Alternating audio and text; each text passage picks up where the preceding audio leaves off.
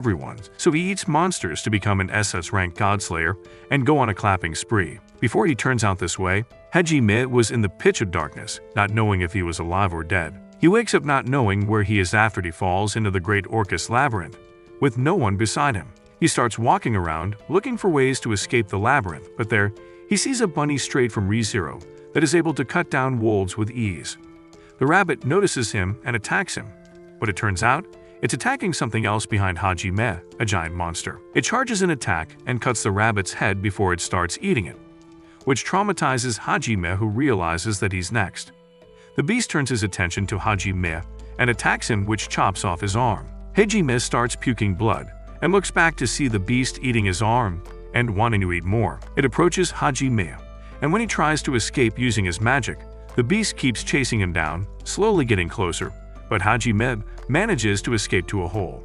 Losing blood, Hajime passes out, but then he wakes up, and in front of him is a holy crystal, a stone that consists of a lot of mana. 10 days in the past, Hajime was reading about it in a book and found out that it can heal any injury and disperse any curse. Then, Hajime and his group travel to the Great Orcus Labyrinth prepared for war. During the mission, Hajime almost gets clapped by a monster, but his friend, Kuki, saves him from the beast. Like a Chad, Kuki tells everyone he's going to keep them safe, and one NPC, Daisuke, insults Hajime, calling him useless. However, Kuki encourages Hajime and tells him to train more and work harder. The group looks up and sees a rare bright blue glance crystal, and after the girls think it's beautiful, Daisuke the simp tries to grab it, but it causes the crystal to glow and teleports them to a labyrinth. There, monsters start appearing and surrounding them, a death trap. Their senior, Mel, uses his magic and creates a shield force field, but the monster easily walks through, and it wants to feast on them. However, Hajime uses his magic, transmute, and holds the monster still while telling the others to run away. Mel promises that they will come back for him and leaves Hajime to be the hero. Then, they try to save Hajime by giving him a way to escape, and they launch an attack, but one of his friends deliberately shoots at Hajime instead, eating him back. In the present, Hajime is going crazy, slowly losing his mind, and wanting to both live and die. With the pain still lingering in his dismembered left arm, he starts trying to find someone to blame. In his consciousness, he knows that someone shot at him on purpose, and he realizes it's the simp Daisuke. During the collapse, when Hajime falls, Kaori screams out for him, not wanting to lose his baby daddy, because days before, Kaori tried to ask Hajime to not come with them to the labyrinth after she had a bad dream about losing him. Realizing his ability is trash, Hajime asks Kaori to protect him as she is a priest, and heals him with her powers if he gets injured. Although she promises that she will, fate has other ideas, and that is for Hajime to die. Realizing he's close to death's door, Hajime grows resentment towards everything he knows. Hajime gathers his never-say-die attitude and realizes that his life is on the brink. So, Hajime goes insane and starts drinking the holy water to heal himself while also planning to eat the monster. Then, 2 wolves try to eat him, but Hajime outsmarts them and traps them in a hole. He pulls out his knife and starts cutting pieces of their meat so he can finally eat. Suddenly, he starts choking as if something is burning inside, and from his blood, his genetics mutate, and he turns into an edger Kaneki. Hours later, he wakes up after drinking the holy water near him. He feels that his body changed for the better, and he looks at his own reflection and thinks that he's from Linkin Park. Hajime pulls out his status plate, and there, he sees that he jumps in level and gains new skills after eating the monster's meat. He checks out his skills, starting with lighting control, and he uses it to cook the wolf's meat for him to eat. Then, with his touch, he can see every detail of the things he touches. He touches and analyzes different stones so he can create his own weapon. And then he goes full Minecraft and creates a revolver and bullets from the stones to be his main weaponry. With the lightning magic, he applies it to his gun, and it helps shoot out the bullets. Hajime continues drinking the holy water while eating more monsters, which makes his stats go up and gives him more skills. With the new skills from the bunny he ate, Hajime now aims to target the big monster. Unlike before, Hajime is full of confidence after he loses his sanity and starts blasting. The monster hits his gun, so he throws a flashbang and shoots its arm off so he can eat it. After swallowing, Hajime electrocutes the beast and shoots straight between its eyes. Standing victorious, Hajime wants to go home and have his revenge on those who betrayed him. A week later, Hajime sets up camp on the first floor of the labyrinth, where he drinks the holy water and eats more monsters. He realizes that the monsters he's eating don't give him more stats, and because of that, he goes to a lower floor. There, Hajime can't see anything, and when he uses his lamp to light the place, a giant gecko attacks him, almost sending Hajime to hell. However, Hajime uses his flashbang, blinding the stupid lizard, and shoots it out dead. Then he goes to even lower floors and faces even more monsters, each one more dangerous than the others the lower he goes. Meanwhile in the kingdom, the others are reporting to the king about what happened when the simp Daisuke touched Evlan's crystal and sent them to the 65th floor. They inform the king about their battle against the behemoth and losing one of their gods' summoned heroes in Hajime. And with this, the king forbids them to tell this to anyone. Hearing this triggers the PTSD in Shizuku, who was there during the battle. Her friend Kaori is still in tears, even in her sleep after failing to protect Hajime like she promised. During the battle, when Hajime fell to the abyss, Shizuku was with Koki, holding back the teary-eyed Kaori from trying to jump in and save Hajime, telling Kaori that there was nothing they could do despite her promise to protect him. Now, Shizuku feels guilty because when they were first summoned into this world, the kingdom first introduced them to this world's big war between the humans and the demons. The war heavily favored the demons when they learned how to control the monsters, and because of that, the god of creation that the humans worshipped, it summoned these students to be their heroes against the demons. Kuki declared that he would join the fight for the humans, and his friend, Ryuteru, joined his cause. Here Shizuku joins them and Kaori shows her support by joining too, despite their teacher, Aiko demanding them to reject this hero's call and go back home. After everything she went through, Shizuku just now realizes that it wasn't as easy as she thought it would be.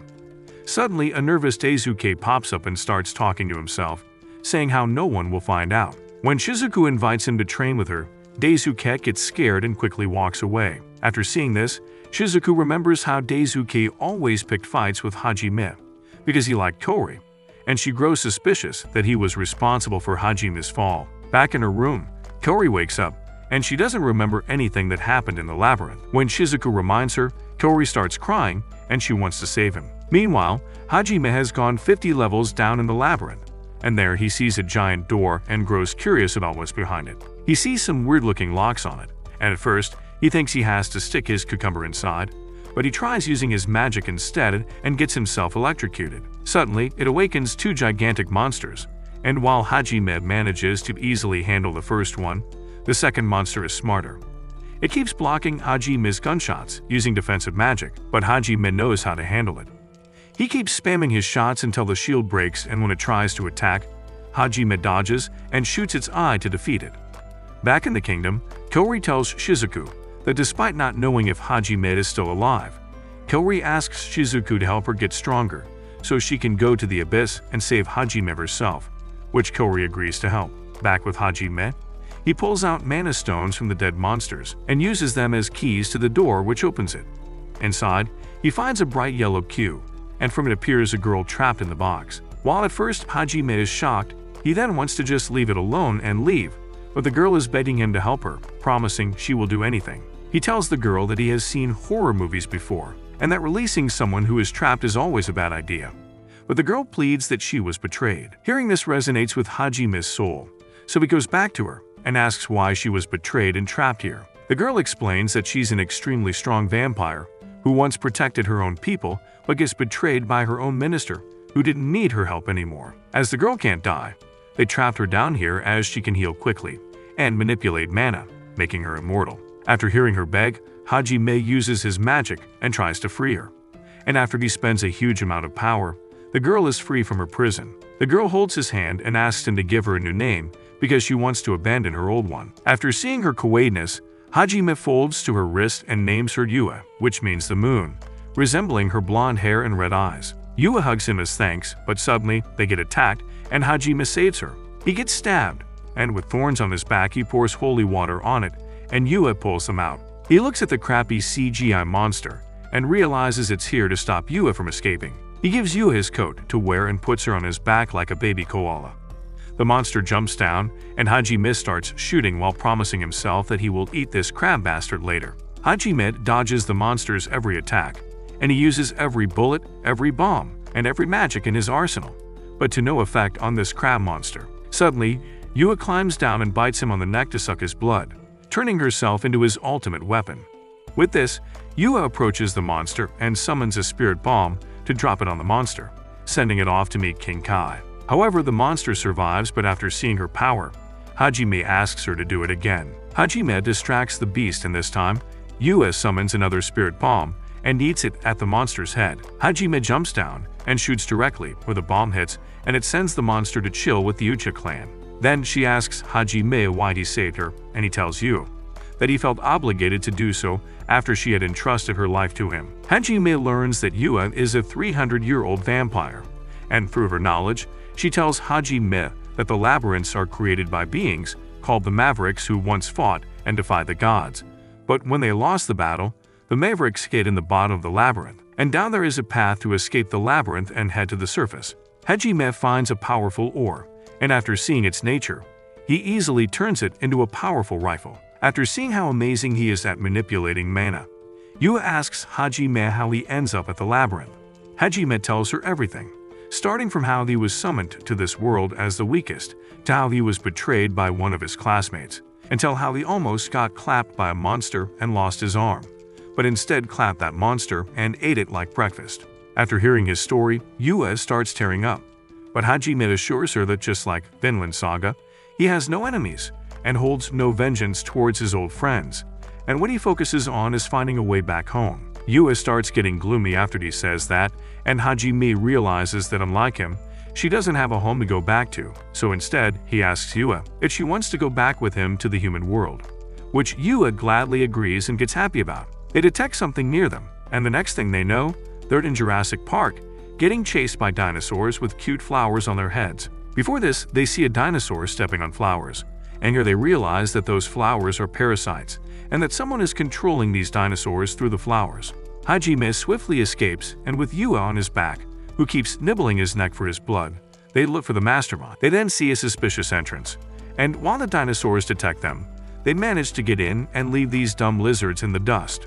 After they get in, Hajime closes off the path, and when Yua praises him, Hajime tells her to stop being lazy and walk on her own. Realizing they're inside somewhere suspicious, they look around carefully, but suddenly, some green particles show up. Hajime tries to protect themselves, but Yua suddenly stops him and starts attacking him, while telling him to run away. Realizing that her body is controlled by the green particles, he keeps dodging but gets hit by the particles as well. Then, Poison Ivy shows up, looking like a snack, and pushes Yua to finish off Hajime.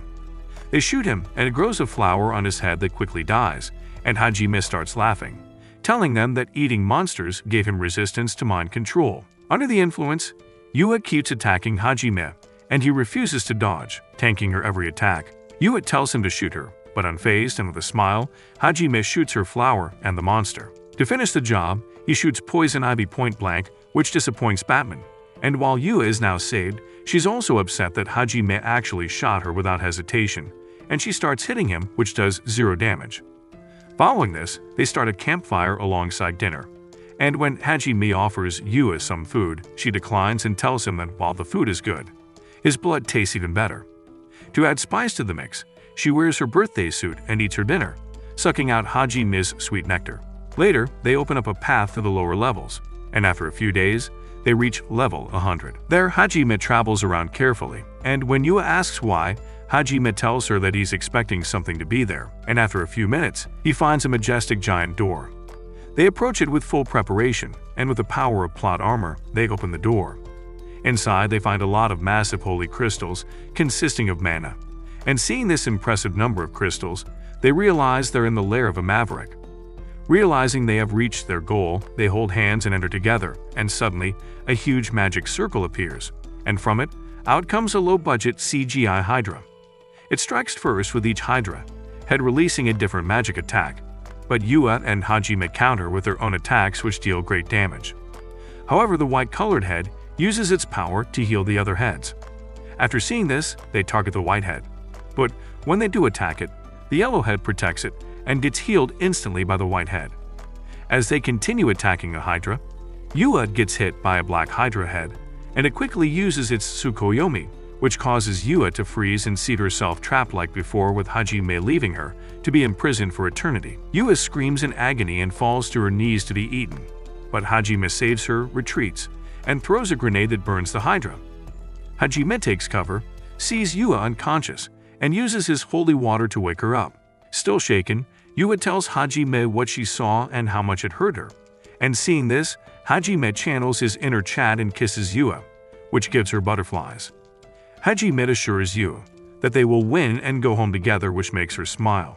Realizing they need a bigger firepower, Hajime pulls out the big gun and asks Yua to cover him. She starts attacking the Hydra, which is effective. And when the Black Hydra head tries the same trick, Yua remembers the kiss and does not get affected.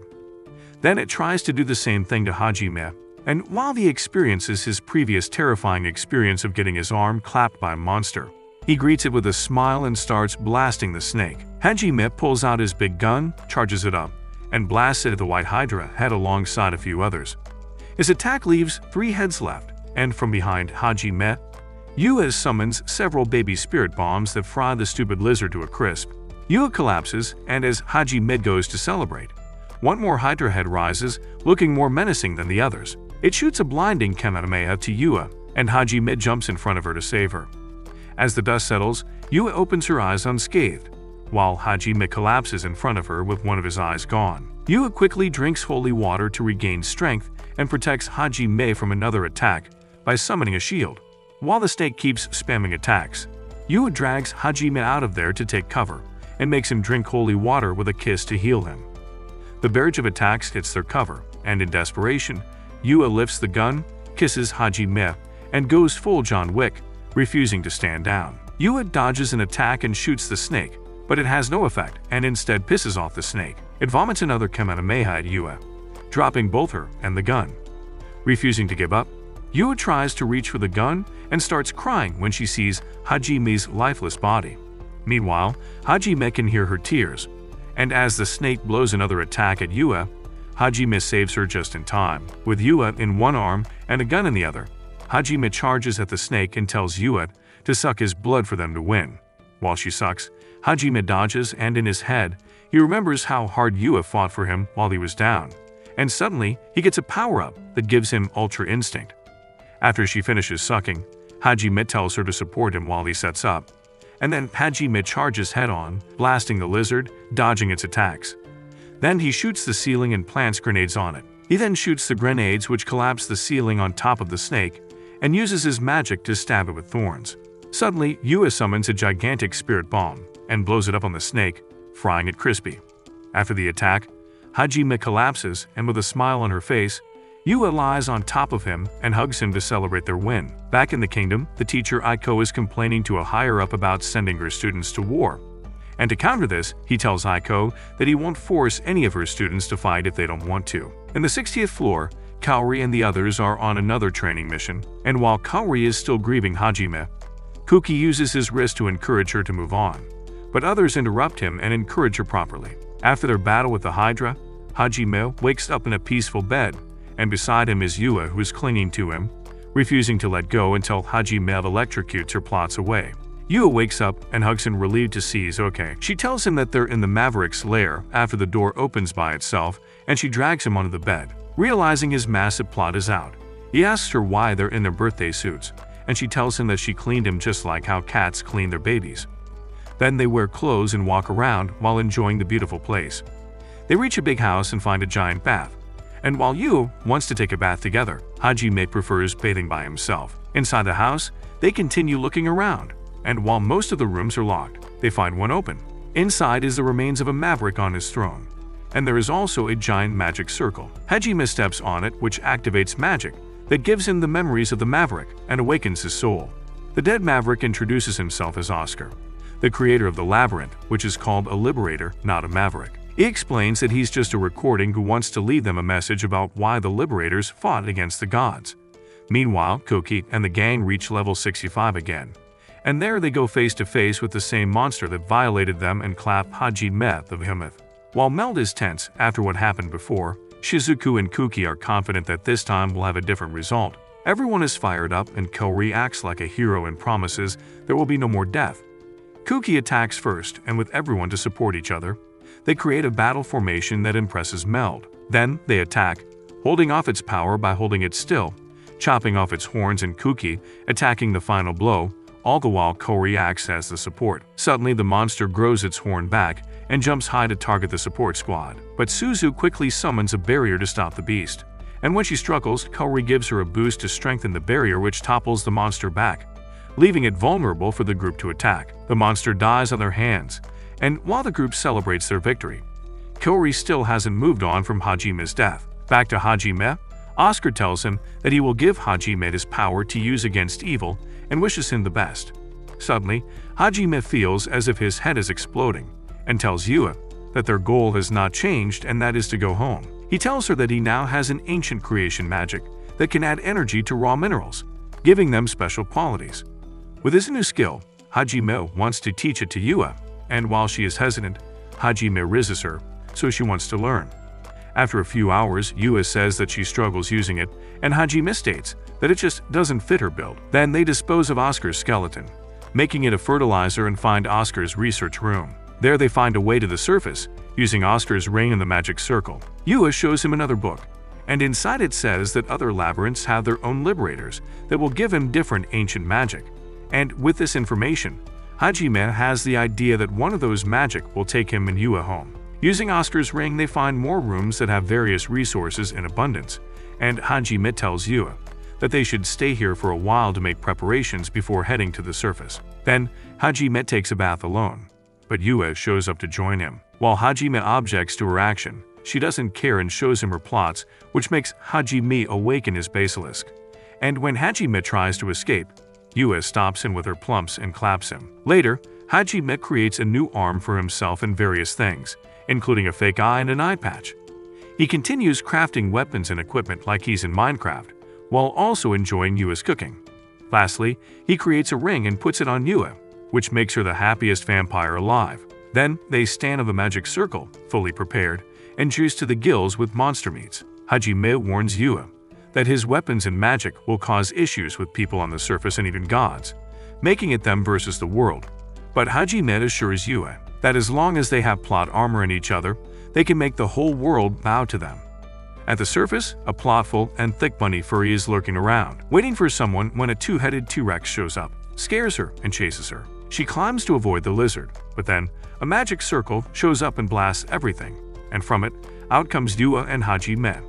Just as Hajime and Yua celebrate arriving at the surface, the bunny girl excitedly runs at them, saying how she has waited for them, which confuses Hajime and Yua. While the couple wants to ignore her for being an annoying bunny, she clings to Hajime and begs him to save her family. Hajime refuses to help her as he doesn't recognize her, and when she tries to use her thick plots to seduce him, Hajime gets the ick. Suddenly, the two-headed dumb lizard is back, scaring the bunny girl, but like a Chad, Hajime feels insulted by its presence and claps him with his guns easily.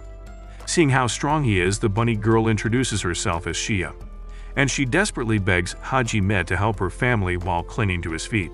After seeing her desperation, Hajime agrees to listen to her and smacks her head for using his robe to wipe her tears. Shia states that a cute girl like her shouldn't be smacked around, but Hajime roasts her, saying Yua is cuter. Hearing this, Shia brings out her big guns of thicker plots, compared to Yua's cardboard, which flusters Hajime and pisses off Yua enough for her to summon a tornado. Following this, Yua explains that, unlike her fellow beast man, she can manipulate mana, and one of her skills is Future Sight, which lets her see the future. And after using it, she saw that Hajime and Yua would appear here and they can save her race. Hajime declines and summons a motorcycle to go away despite Shia's pleading for their help. But when Hajime asks for a reward, Shia can only stay silent. With her Future Sight, Shia knows that they're heading to the Great Tree for the labyrinth there and warns them that it's surrounded by a fog that can blind senses, and she offers to come with them as a native of the place. Suddenly, Yua agrees to take her as a tour guide, which makes Shia jump in happiness and get frozen by Yua, who is not interested in her hugs. Then, at the furry village, one stupid little furry almost gets herself eaten by a dragon, but is saved by a gunshot. From the distance, Shia screams out to her people that she has their hero. And when Hajime aims for the dragons, Shia disturbs him with her plots, which annoys him so much that he makes her bait and kneads her to the dragons for him to accurately shoot the damn lizards. And after she lands, she asks Hajime to treat her more gently. For a few days, Hajime and Yua stay with them to slay monsters, while Shia explains how, due to her powers, She is fated to die at the hands of her fellow beastmen, which causes her whole tribe to leave her to avoid that fate.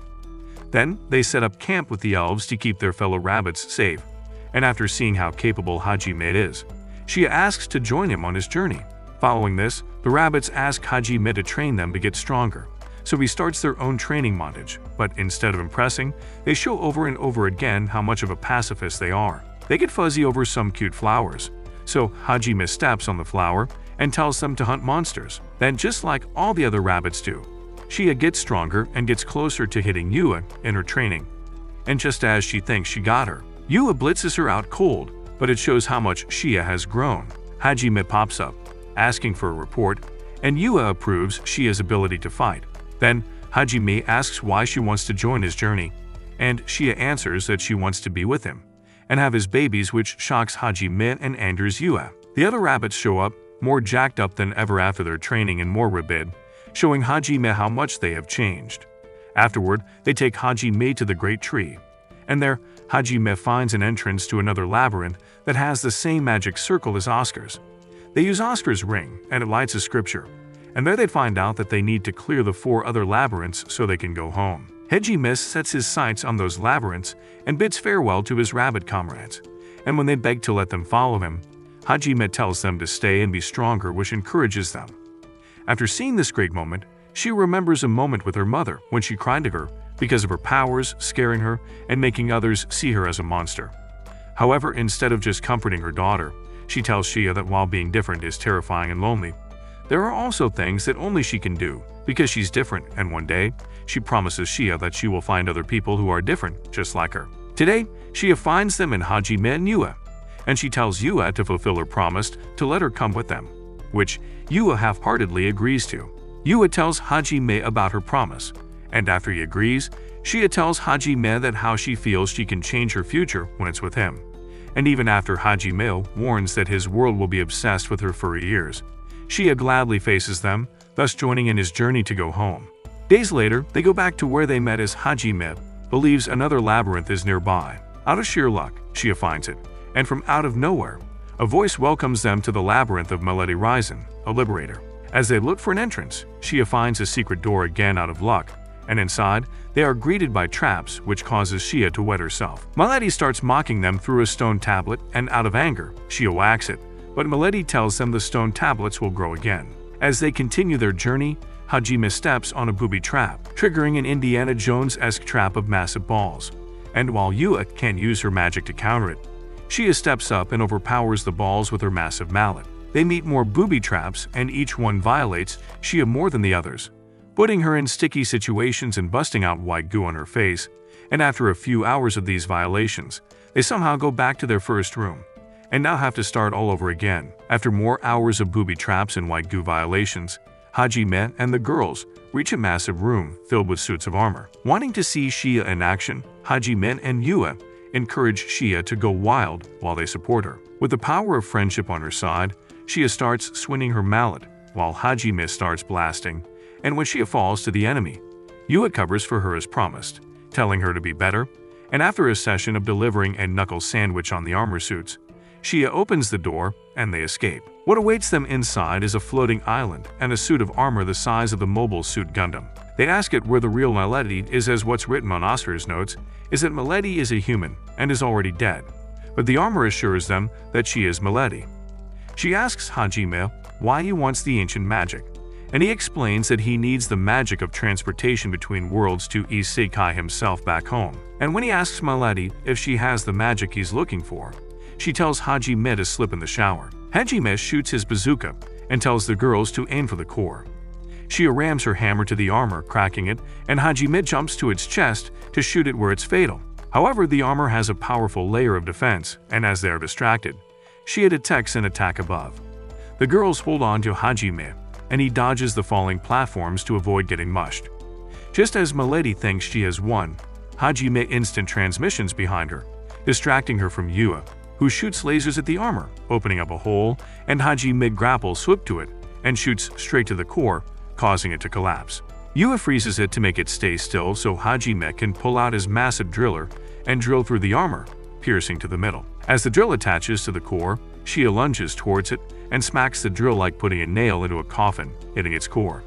The Gundam loses, and Yua asks Shia to bend over so she can give her the almighty head pats, which makes Shia tear up. Suddenly, Milady starts talking again by using the last of her powers and gives Hajime a warning that the other liberators will be even more ruthless, as they all know that one day, Hajime will become the one to slay the god of this world. As the giant slowly loses its power, the soul of Milady flies away, and she wishes Hajime the best of luck. However, Milady is still alive, and everything she just did was just a game to her. And while she acts cute while looking like a low-budget tofu, Hajime and the girls are not pleased, and Shia goes to wham her. Then she gives Hajime gravity magic, but she tells Hajime that unlike him or Shia, Yua is the perfect fit for the gravity magic.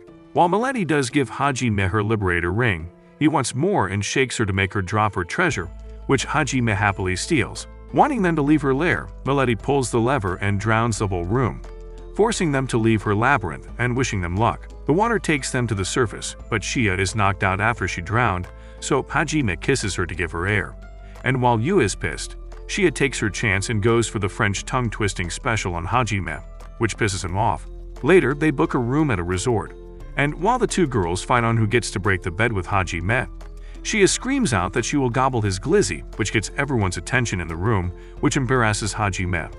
The next day, they meet Chang, the head of the Adventurers Guild, and after he hears about this group of three, he needs their help to find a missing person.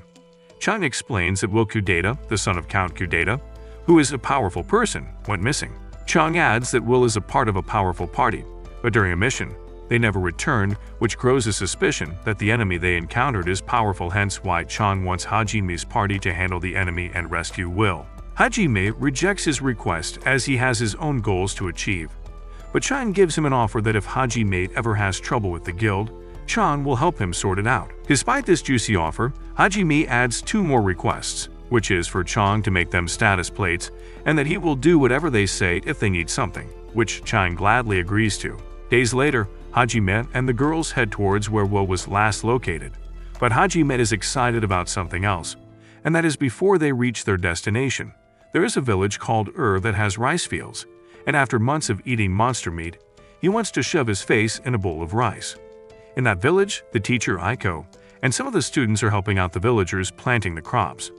Then Aiko and the students gather to eat together in a restaurant. But as Aiko is against the idea of her students going into battle, she worries about Kuki and the others, but the students who are present assure her that they will be fine. The owner of the restaurant appears looking distraught, and when asked, it explains that they won't be able to eat the foods on their table anymore as monsters are appearing in the mountains, stopping the spice traders. He adds that a powerful party was sent there, led by Will, but after they disappeared, all hope seemed lost, until Chang sent another party to deal with it. Just as they talk about it, the party walks by, rowdy and loud, led by Hajime. They recognize the voice, and Aiko runs towards him, realizing it's her student, Hajime. While at first Hajime acknowledges her, he quickly tries to make it seem as if Aiko got the wrong guy. But she insists that Hajime is the Hajime that she knows and asks him what happened to him. Yu has enough and tells Aiko to calm down. And after Aiko calms down, Hajime confesses that he is the Hajime that she knows. Following this, Hajime just chooses to ignore her and talk about why Saitama is nowhere near Goku. But Aiko gets pissed and asks who the girls are. Yua and Shia introduce themselves as Hajime's baby mamas, which shocks everyone and angers Hajime as he doesn't see Shia as a potential partner. But she retorts and recounts how Hajime stole her first kiss. And hearing this, Aiko goes full Karen mode and scolds Hajime for starting his own harem. While Hajime eats, Aiko starts asking him multiple questions to find out what happened to him, but he just keeps answering her with the rude sandstorm. Suddenly, a blonde knight named David slams the table and starts beefing Hajime for being rude and shows his racism by telling Shia that she should cut her rabbit ears and eat dirt like real rabbits. David turns his attention to Yua, but as he's about to insult her, he gets shot by Hajime and gets his armor cracked by his bullet. While Hajime continues eating behind him, Yuka stares at him and remembers when Hajime saved her back in the labyrinth. After he finishes eating, Hajime speaks loudly to everyone's ear that he doesn't care about them anymore, nor does he want them to get involved. All he asks is to get out of his way, or they will end up like David in his armor. Seeing how Shia is gloomy, Hajime tries to cheer her up, but Shia explains that it shocks her that humans don't like her bunny ears. Yua jumps in and states that her ears are cute, which makes Shia happy. And when she asks if Hajime thinks the same, Hajime says no, causing Shia to feel sad again. However, Yua snitches on Hajime and tells Shia that Hajime rubbed her ears when she was asleep, which makes Shia start tweaking and wanting to have Hajime's babies. Then, as the group leaves, Aiko promises that she will bring them all home, while Yuka regrets never thanking Hajime for saving her. In her room, Aiko is speaking out loud about Hajime and his manly muscles, but Hajime instant transmissions there so he can talk to her privately, shocking Aiko. Then they drink tea, and Hajime tells Aiko why he's not coming back to her. He tells Aiko the truth about the war between races, and how during the battle, some people wanted peace, and during their search for peace, they found out that their god was the puppet master who played the humans like toys and made them go to war just for his amusement. These people are called liberators who want to free the world from this evil god. But before they can do it, God makes them the enemy of the church, causing humanity to hunt them, leaving only a few liberators alive who ran away and build their own labyrinths as protection. Hajime tells Aiko that he just wants to go home, and he needs to clear the labyrinths to do so, not caring about her or any of his friends anymore. However, Aiko tells him that Kori never gave up on him, refusing to believe Hajime's death until she sees the body herself. Aiko tells Hajime that Kori and the others are getting stronger, but instead of being happy, Hajime tells Aiko to warn Kori and the rest of the truth of how he died and how one of her students purposefully aimed their magic at him, and that Kori and the others should also watch their back. And after hearing this, Aiko is frightened. However, the next day, Aiko and her students show up for Hajime to offer him their help by joining him in his journey by riding their horses. Hajime pulls out his motorbike and tells them that they can't keep up with him. But Aiko approaches him and asks Hajime to tell her more about what happened. After seeing her please, Hajime folds and agrees to let them join him. And when they ask how they all can fit on his motorbike, Hajime summons his car so they can all fit and join him on his journey. During the car ride, Aiko vents her worries about her student Shimizu, but after Hajime rizzes her up to calm her down, Aiko sleeps and leans on him. Seeing this, both Yua and Shia get jealous and say that they want the same treatment. After a few hours, they arrive and Hajime sends out his human-locating drones, and with them, he detects remnants of weapons and equipment. All the weapons are burned, and next to the crime scene is a gigantic crater from the huge footstep of a beast. They travel up the mountain, looking for clues, and they end up finding a waterfall. Hajime feels a human presence behind the waterfall and orders Yua to split the water like she's Moses. Then, they go inside to find a man asleep, so Hajime flicks him awake and finds out that he is Will Kudeta. He explains that his crew was cornered and attacked by a black dragon, and suddenly, Will starts crying and asking why he is happy to be alive, while all his friends are dead. Seeing this man cry anger Hajime, and he scolds Will for it, telling him that to be happy to be alive is a good thing and that he should live on to his fullest to honor his fallen comrades. As they make their way back home, they feel a powerful presence, and suddenly the black dragon appears and almost takes Will with it if Hajime hadn't interfered. The dragon charges up its powerful breath, and Hajime quickly acts upon it, summoning a shield and protecting everyone from the dragon's breath. Yuka jumps in and helps Hajime hold his shield, and while the dragon is distracted, Yua yeets a spirit bomb at the dragon, opening a space for Shia to whack it with her hammer. Just as they thought they had won, the dragon gets up unscathed, and when Shia tries to attack again, the dragon smacks her away to the river. Hajime starts blasting, but the dragon only aims its attacks at Will, and Yua blocks the attack.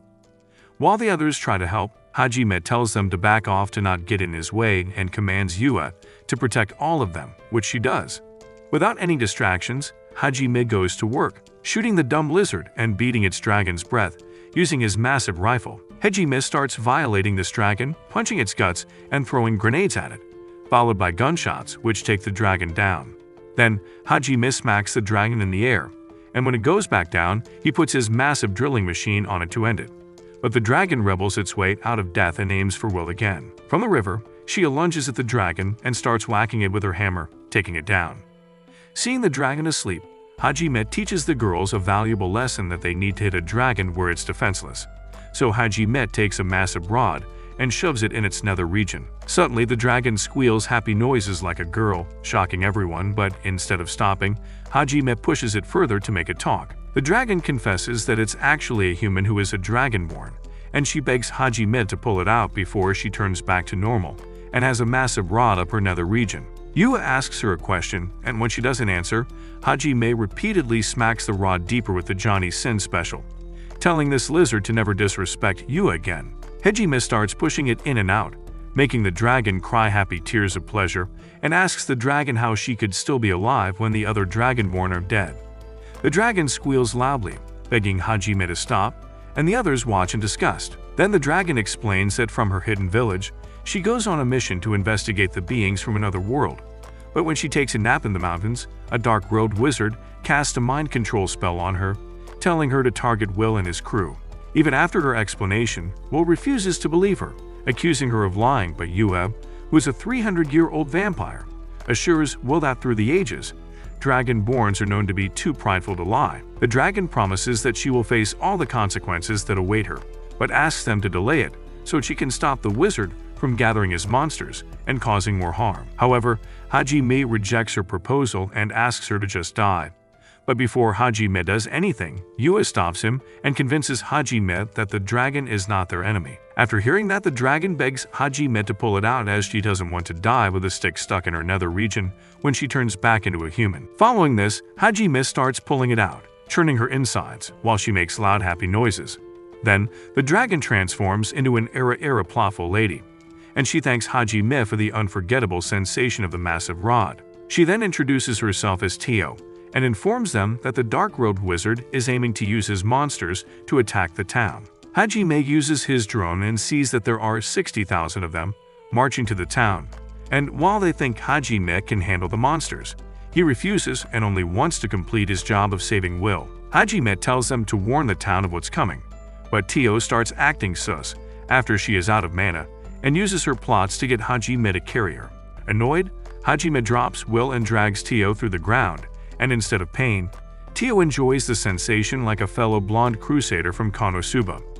After Hajime completes the mission, Aiko asks Hajime to help protect the town from the dark-robed wizard and his army. Hearing her request surprises Hajime, as he always sees Aiko as a teacher who always protects her students above saving some civilians.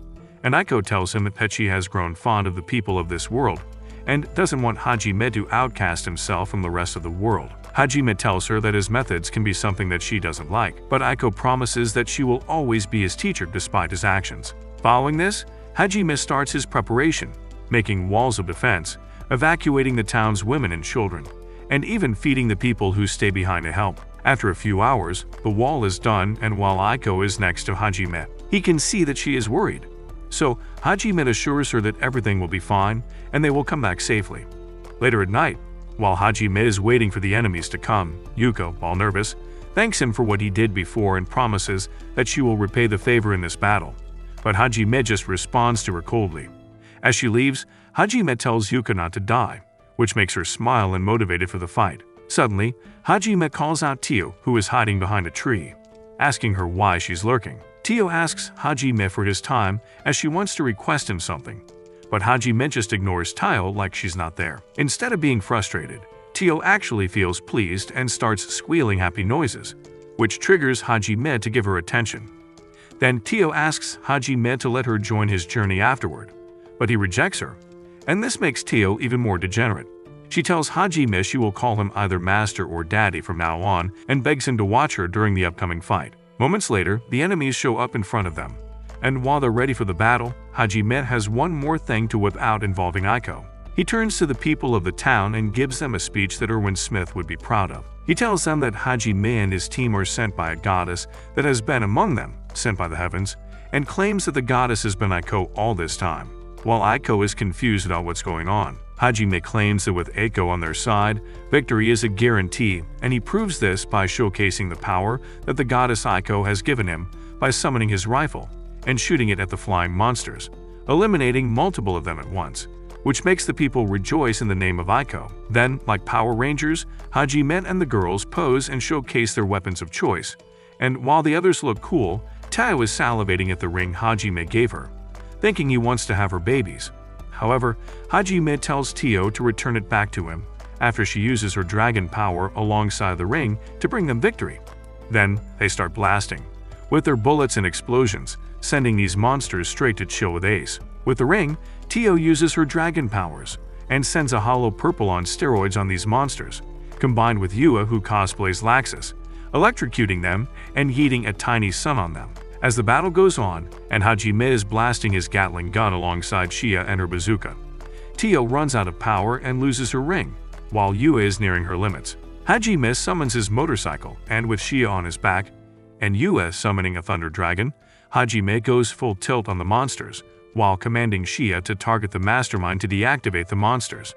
With the power of plot armor on their side, Hajime claps these goons with his revolver, blasting headshots, and dunking them with grenades, alongside Shia, who whacks these fools like she's playing whack-a-mole. Then, Hajime finds the wizard, and when the wizard is scared by Shia, Hajime shoots him out cold. But when he approaches the wizard, he discovers something sinister. The next day, Hajime drags the wizard back to the others, and Aiko is in shock to see that it is her student, Shimizu. Like a supervillain, Shimizu proudly states that he's doing this to prove that he's an amazing Sigma to the demons, instead of a loser beta to the humans. Shimizu confesses that he met a demon and made a contract with it, telling Shimizu to clap Aiko out of existence. But he is pissed that his army is wiped out, and he points at Hajime, asking him what kind of plot armor he has, and Hajime just simply tells Shimizu to get good, loser. Despite everything he says, Aiko hopes that her Naruto speech will work. He asks Shimizu to open his eyes and come back to being her student, just as she thinks she succeeded. Shimizu holds her and threatens to stab her neck with a poison needle, demanding Hajime to give him all his weapons and both of his baby mamas for him to clap. Suddenly, Shia jumps to save Aiko, and a laser hits them and Shimizu at the same time. It comes from a third party, and Hajime shoots the culprit with his gun, but the culprit still manages to escape. Hajime quickly goes to Aiko, drinks his holy water, and transfers it to Aiko, using mouth-to-mouth with extra tongue to heal Aiko's injury. Meanwhile, Shimizu is begging Aiko to save him, and even when Hajime questions her intention, Aiko believes that Shimizu can be brought back to the good side. Shimizu starts begging Hajime to heal him, pleading that he is now loyal to him. But instead of saving, Hajime plants 2 more bullets into Shimizu, sending him to meet Hades. In tears, Aiko demands Hajime to explain why he did what he did, and he simply tells Aiko that he hates Vinland Saga and that Shimizu is his enemy. They leave, and the next day in the car, Will calls Hajime out, as they both know that Shimizu would have died anyway without getting shot, and they all realize that Hajime was being nice to Aiko by making Shimizu's death on his hands and not on Aiko's, so she can continue being the great teacher she always was. Somewhere in the sewers, a slave trade is happening, and among the slaves is a blue-haired cutie, tied up to a rope, calling out to her mom. Back in the city, Will reunites with Chang, and with the mission completed, Hajime asks Chang for an extra plate for their new member Tio. Then, they stay in a hotel room, and while Shia demands that Hajime take him on a tour around the city, Hajime is dead silent and looking out the window. Outside are a few people following Hajime and his group, but Hajime already notices them and is not worried at all whether there's some NPC or Goku himself. Tio goes to sleep in her nightmare. She is with her father, who tells her that they have to defeat their true enemy, God. He promises Tio that one day a being will come with the ability to defeat God and tells her to live on. Then, years later, Tio meets her elder, who informs her that God has summoned beings from another world. And remembering what her father said, she wants to investigate them herself and tells the elders that things are about to change.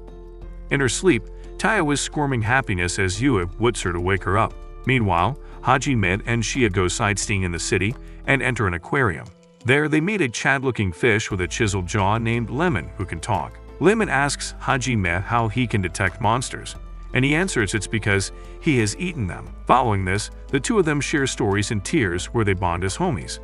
Shia asks Hajime to continue their date, and seeing his homie trapped, Hajime frees Lemon into the lake to be the chattest fish in the sea. Before leaving, Lemon gives them information about a little mermaid girl who is captured to be sold as a slave and warns Shia that she might be a target. At the market, Tio and Yua are gossiping about Shia's date with Hajime, and while Tio is trying to rile up Yua for being second fiddle, Yua claims that she's not worried about that furry wench.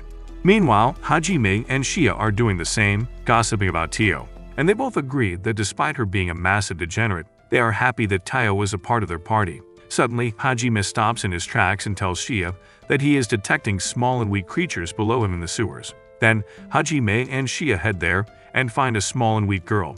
And while this is happening, The slave traders are panicking as the girl they're about to sell has escaped. Hajime takes the girl away from the sewers, and she identifies it as a mermaid folk.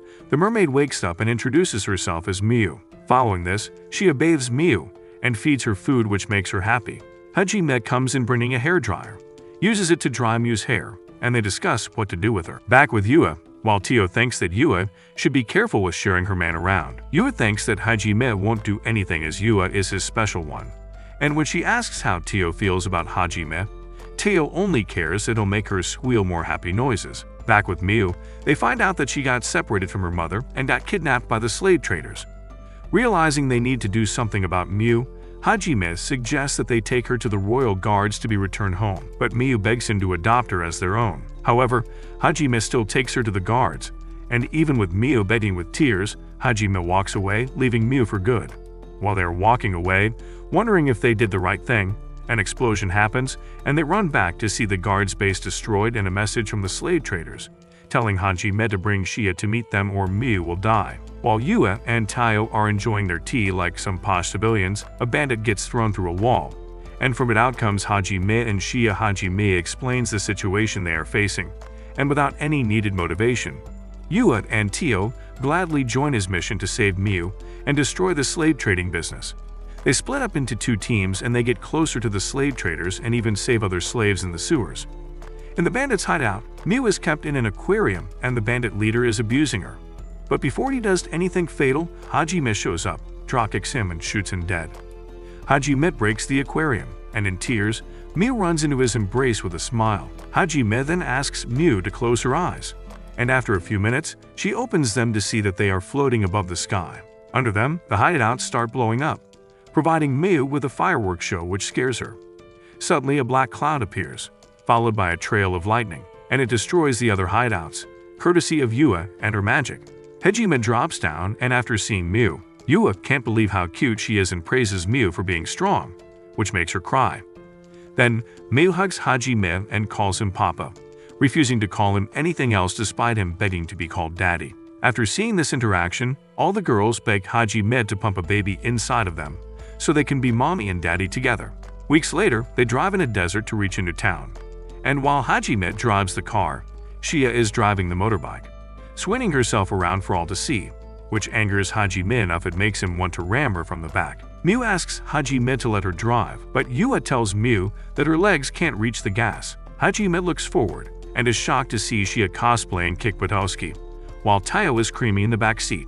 Then, they reach the town, and it reminds Hajime of when he almost died in the labyrinth, as it is the same town as back then. They enter the guild and give the guild leader, Loa, a letter from a fellow guild leader, Chang, and inside the letter is Chang glazing about Hajime and his amazing party to Loa and how they defeated 60,000 people in one night. Suddenly, Hajime's former classmate, Endo, comes in and starts panicking, saying that there are demons in the labyrinth. It surprises Endo to see how much of a Sigma Hajime has become, and he is also glad to see him alive. Realizing Hajime survived the labyrinth, Endo begs him to come with him to the labyrinth before the others die.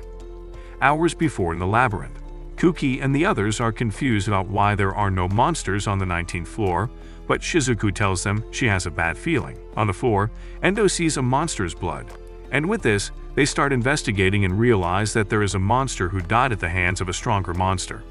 Suddenly, a voice echoes through the labyrinth, and from the darkness, out comes a plothful demon lady named Ketlia with her healer bird. She takes a glance at the party and offers their strongest member, Kuki, to join the demon side. Kuki declines her invitation, but Ketlia tells him that a friend of his already joined and he should do the same, to which Kuki tells her to choke on rice.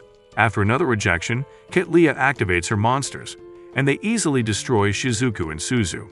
Kaori uses her healing magic to heal her members and give them the motivation to fight, but their attacks are useless as the monsters tank their every attempt. Shizuku goes full power on the monster and manages to hit them, but Ketlia's bird just heals them easily back to full power. Realizing they're cornered, Shizuku tells Endo, who has the skills of an assassin, to sneak out of the labyrinth and report this to Captain Meld. Just as Endo is finishing his story, Meng starts eating loudly, which angers him and makes Miu cry, but Hajime puts Endo back in his place for disrespecting his daughter. And after seeing this, the girls are convinced that Hajime is ready to make them babies. Back to his story, during the hero's battle with Ketlia, Kuki unlocks his Super Saiyan and slays one of the monsters there, but as he is distracted, Kitlia uses her dark magic and shoots a dark fog into the air to corrupt the heroes. But Suzu uses her magic to create a force field to protect her friends from the fog. However, Kitlia summons two monsters inside the force field, and they stab Suzu from the back, causing the force field to disappear, leaving them vulnerable. Kuki acts fast and blasts the fog away from them. All the while, Suzu is turning into a stone and losing her life. Shizuku suggests they retreat, and when Kuki rejects, she slaps him and tells him to think calmly for their sake. While this is happening, Endo makes his way to the 7th floor to report to Captain Meld about what happened. And while Endo is frustrated for running away, Meld praises him for his bravery. Suddenly, one of Kitlia's monsters shows up and starts attacking all the guards on that floor who are guarding the teleportation circle. Realizing they're in trouble, Meld tells Endo to go to the surface and warn everyone about what's coming, which brings Endo to Hajime. Back with the heroes' party, they are getting pushed back even further, and out of desperation, some of the members suggest that they should follow Kitlia's words and join the demon clan, which causes an argument between them.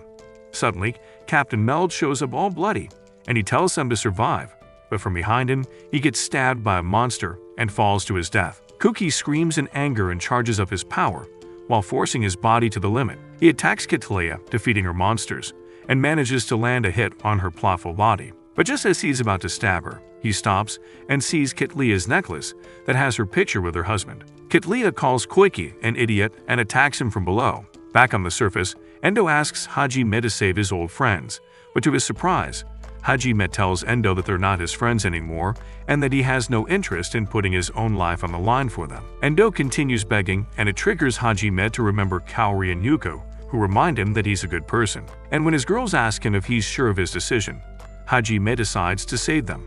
In the labyrinth, the heroes are facing a crisis, and Shizuku is the only one who is still fighting, but the monsters overpower her, causing her to puke blood. Kaori runs towards her while Suzu protects her from the monsters.